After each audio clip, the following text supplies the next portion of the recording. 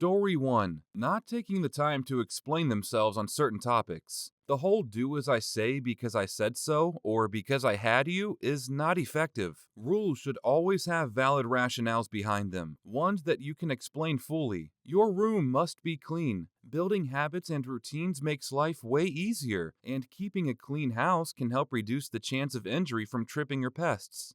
Bedtime is 8. Sleep is very important for our health. If we don't get enough, we get cranky and won't function as well. Yada yada. Adjust for age. And you can build in safe phrases for times when your kids need to listen and follow directions without question. These are used like this. If I ever grab your arm and say apples are oranges, you need to do as I say, because it's a matter of your own safety. Once we are safe, I will explain. Story 2. Not letting them learn how to mourn. On a grander scale, there's this idea of not letting your children suffer. We all know it's important to let them struggle a little to learn how to cope, but what no one ever talks about is allowing your children to mourn a loss. If a beloved toy breaks, go buy a replacement ASAP. If a pet fish dies, go buy a replacement ASAP. You're teaching the kid to just replace things they've lost instead of processing that loss. So what happens when they lose something that can't be replaced? They don't know what to do or how to handle it. Like,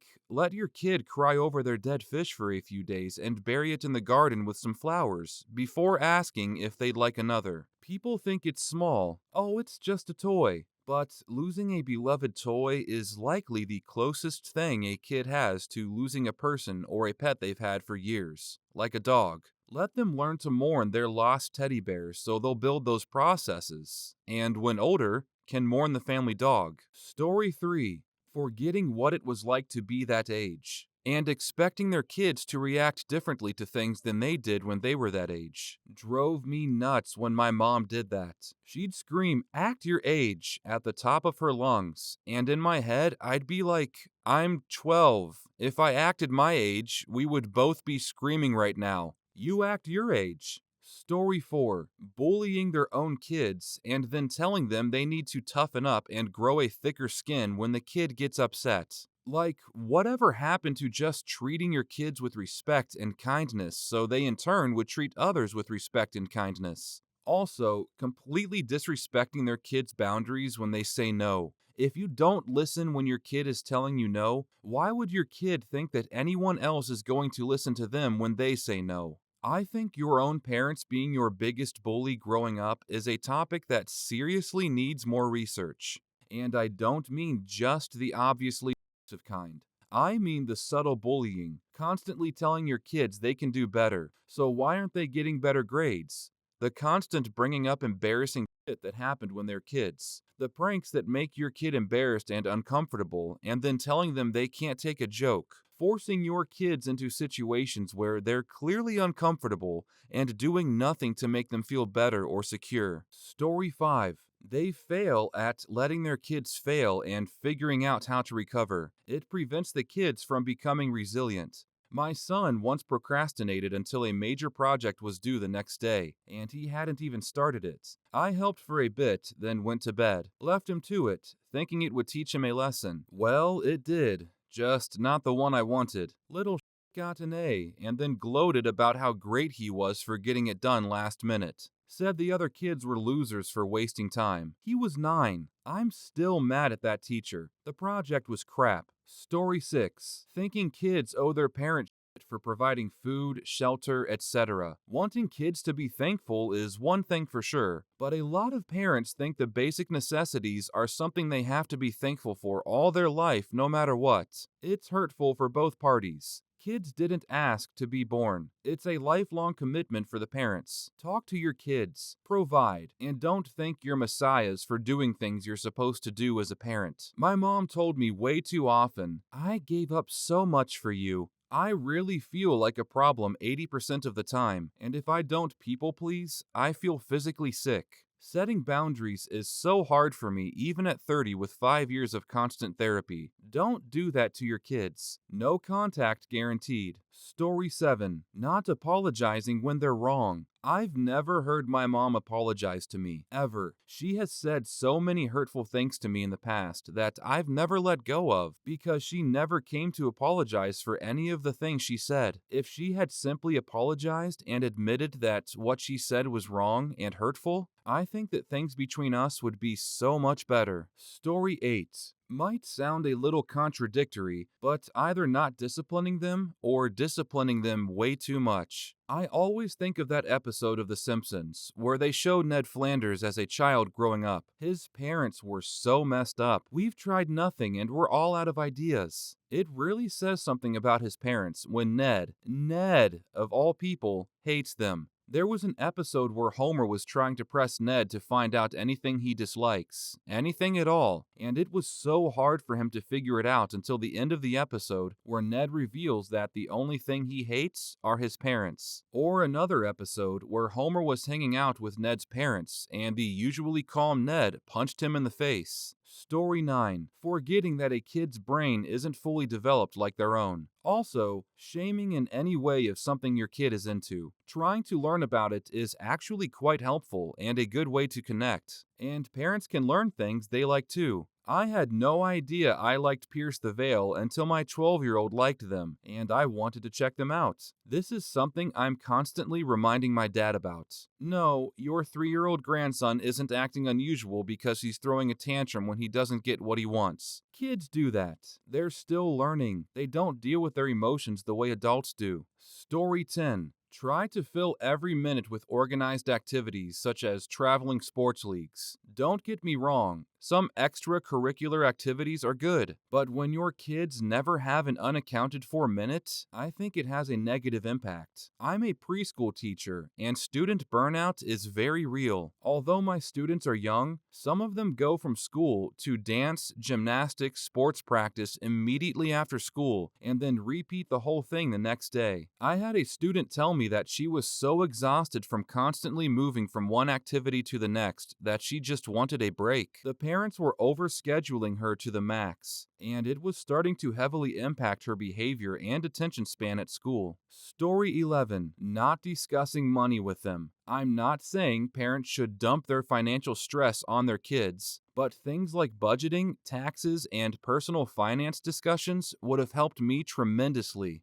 I heard a father talking to his small daughter, between 6 to 8 years old, about budgeting. We were in a bookstore, and she wanted to buy a book. He told her that she could buy any book she wanted, but that she had to keep in mind how much money she was allowed during their vacation. He went through the math with her. He discussed possibilities of other purchases later on during their trip. He continuously reminded her that it was her money and she could use it however she liked, but to remember how much total money she had. He was so patient, gentle, and real with her. It was an awesome learning experience for me, especially since I have a baby. My mom always said that we didn't have enough money. She would hoard it in a sock and is just stingy all around. Definitely want to break that cycle with my child. Story 12.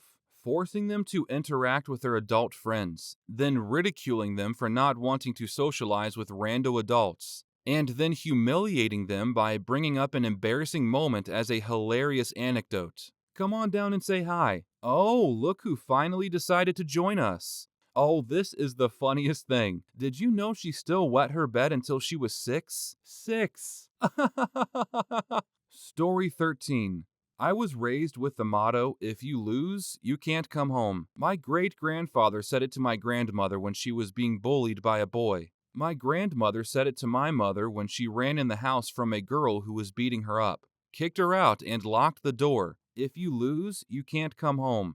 For me, there was no one incident. It was just a mantra. And now I am absolutely afraid of failure of any sort. I come to work early to prepare and stay late to make sure I've got it right. Same with my hobbies and every part of my life. I cannot be bad at anything.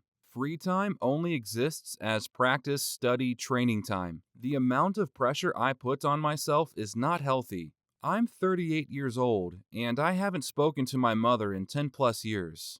But I almost always win, and I'm amazing at the things that I do. Small consolation. Parents fuck us up, man. I felt this in my soul. All the time, people tell me, "You're so creative. You're so good at everything you do." Yeah, I know. Because I'm a people pleaser with anxiety and rejection issues. And if I don't excel at every single thing I do, I will literally just fall apart because my entire life is built around my pathological need for praise and acceptance. Thankfully, my mom was never the pushy type, but she was very much, "You didn't succeed? Well, that's your own fault. Better luck next time." Plus, her love language, and that of her parents, is acts of service rather than physical touch and affirmation. I understand her better now, but the lack of acknowledgement was pretty damaging at 10 years old. Story 14. Passing on food issues by commenting on their children's weight or what they eat, etc. Or commenting on their own weight and food habits. Always dieting and putting themselves down. I am so lucky my parents and family have a healthy relationship with food. And thus I do as well. I have adult friends who have all kinds of messed up food issues precisely because their parents messed them up, forcing kids to finish everything on their plate when they don't want to eat anymore. Kids need to learn to eat when they are hungry and stop when they are not. Even if they are not eating because they are acting out, it won't hurt them eating a little less at one meal. Food should never be forced. Story 15. Telling your kids they are so smart constantly when they are excelling in primary school, but then expecting the exact same grades and chastising them for being lazy once they hit middle school and the work actually becomes difficult. You're not pushing them to do better. All you've done is instill this idea that they've peaked early and that they are a failure and a disappointment for not being a genius. Because everything used to be so easy, and suddenly it's hard, and everyone is mad at them. Ask me how I know. Parents, reward honesty, hard work, and a good attitude. Don't attach your kids' worth to their grades and test scores. Also, the difficulty jump for things like math is absurd between primary and secondary school. So, expect some struggle. Not to mention, puberty is happening at that same time, and absolutely with the kids' emotions. Story 16. Not letting them struggle. I don't mean parents should never help, but running in to fix every difficulty teaches kids to think they can't solve problems. Help them by asking questions, by encouraging them to explore solutions, not by clearing every obstacle in their path. And then, help them to reflect on the process. Praise them for their effort and their persistence. Let them learn to view mistakes and failures as part of the process. Let them own their successes and be proud that they worked hard. Story 17. Saving for their kids' college before their own retirement. This is a great way to turn your kids into your retirement plan. Put on your own oxygen mask before you help others. Having kids and not saving for their college is bad too. My husband and I won't be contributing a dime to our parents' care in old age because we're 40 and still paying off the student loans they talked us into. Through our 30s, we kept getting questions about when we were having kids, buying a house, etc., etc. Dude,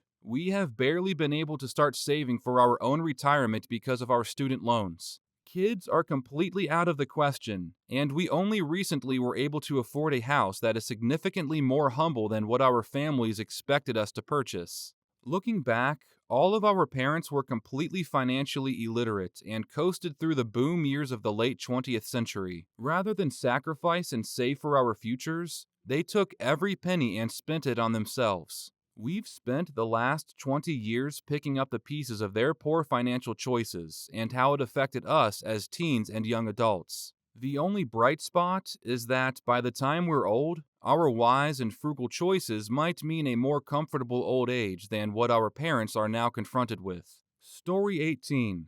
Not getting their kids professionally diagnosed because there's nothing wrong with them. My parents refused to believe anyone who suggested I should be tested for autism. My mom always used to tell me all about how she stood up to my teachers for me. She never told me specifically what it was about, other than, they said you needed to be put in special classes. But I told them no. Little did she know how much I struggled socially because I thought I was normal. If I had gotten the help I needed early on, I doubt I would have struggled as much as I did. Story 19. Not teaching them to do basic things for themselves, like making food, cleaning, or doing laundry. I had my kids making their own lunches and helping do their own laundry in kindergarten. I used to tell them that I wasn't being lazy making them do these things, that this is something they need to learn. I also took them to the grocery store with me to pick out what they wanted for lunch for the week, because that was also a good way to teach them about proper nutrition,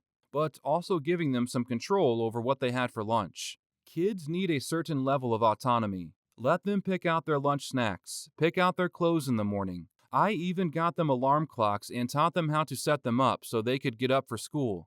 It gives them a sense of purpose and confidence doing these things and making these decisions. Most kids get woken up by their parents, told what to wear, made breakfast by their parents, sent to school where all day they are told what to do by their teachers. They eat what their parents pack them for lunch, eat what they're given for a snack, sent home to do homework, and their parents cook them dinner and get them ready for bed. That's a whole lot of no control over their lives, day after day. Story 20. When I was young, ages 3 through 5, I did a lot of modeling. My parents got me jobs doing photo shoots and commercials. When I got older and was looking at colleges, I discovered that I only had a few $100s in the savings account they had set up when I was little. All of my modeling income was supposed to be in that account, and I found out that my parents over the years had tapped into it and took almost all of it. I ended up going to community college to do my GE, so it wasn't really that big of a deal. I just ended up transferring to university later. But I did feel fairly betrayed and screwed out of money that I had earned. So I guess my answer would be stealing from their kids. Feeling like their children owe them for their existence is a really toxic and unfortunate trait that many parents have. Story 21. As a parent of young children, I've noticed a lot of baby talk from children that should be past it. I'm talking 5, 6, 7-year-olds still being allowed to use baby talk with no sign of being taught the correct way to pronounce and enunciate words. My daughter has friends in that age range, and they ask me for things, and I deliberately misunderstand them and then say, "Oh, you want fill in correct word here." I didn't understand what fill in baby talk here meant. I don't care if it pisses anyone off. Baby talk is not cute past 3. Teach your kids how to speak properly so they can confidently communicate. Story 22. Not being physically affectionate. I remember gingerly putting my arms around my parents when I was leaving for college. Minutes later, I realized that was the first time I had hugged them. Since then, I hug them every time I come home and every time before I leave. Now they've come to expect it and feel upset when I don't do it, but will still never initiate it. It's better now, but growing up in a household of severe childhood trauma with no warmth from your caregivers gave me some real issues. Story 23. Not vaccinating their kids. Let's push back all the normal arguments for a sec. Let's assume the kid ended up healthy-ish and is now in high school. You wouldn't have been able to play on any sports team in high school. You can't get into a 4-year college without all your vaccines. You can't get a food handler's permit without full vaccinations. No fast food. You can't work with kids at a daycare. You can't volunteer or work with the elderly. You can't get a job that requires a degree either. Your parents never wanted you to succeed. They faced scrutiny from friends, family, coworkers, and schools to ensure that you failed as an adult. Story 24. Hot take, but keeping them off technology, the internet. Obviously, this needs to be something that happens under strong supervision and in an environment of honest and open education. Obviously, the internet technology can be bad in all the ways they are bad, but when kids fall behind on technological digital literacy, they're screwed. The truth of the world we live in is that you need to at least know how to use and navigate these things. It's just most parents aren't willing to dedicate the time and effort it takes to equip their kids to do that in a safe and healthy way. They would rather just limit it entirely to have no limits on it. Story 25. I'm guilty of this, but becoming better. not understanding what's important to them. Small things like stuffed animals are their only possessions, so it means the world to them when they are lost, damaged, taken away, etc. My son woke up in the middle of the night once and forgot his stuffed animal downstairs. I was too tired to go down and get it, and the next morning I realized my mistake. I tell my wife to imagine how it would feel if someone took your most prized possessions and threatened to take them away because you threw a tantrum or made a mistake. Story 26. Saying things like, while you live in my house, you cannot do X, or you have to do X while you live under my roof. This creates a feeling that the son is not welcome in the house he lives in, and he's merely a guest with limited rights. Parents say this crap and then keep wondering why their children left them to rot alone in their house. Also, you cannot do X until you are 18 or 21 years old, or not until you're 18. It implies that after 18, all rules are worthless, and the teen will be able to go wild and do whatever he wants. Parents create the 18-year-old rule, and then get shocked when teens go wild after 18. Also, it's harmful for teens who stayed in chains for years and now want to try everything at the same time.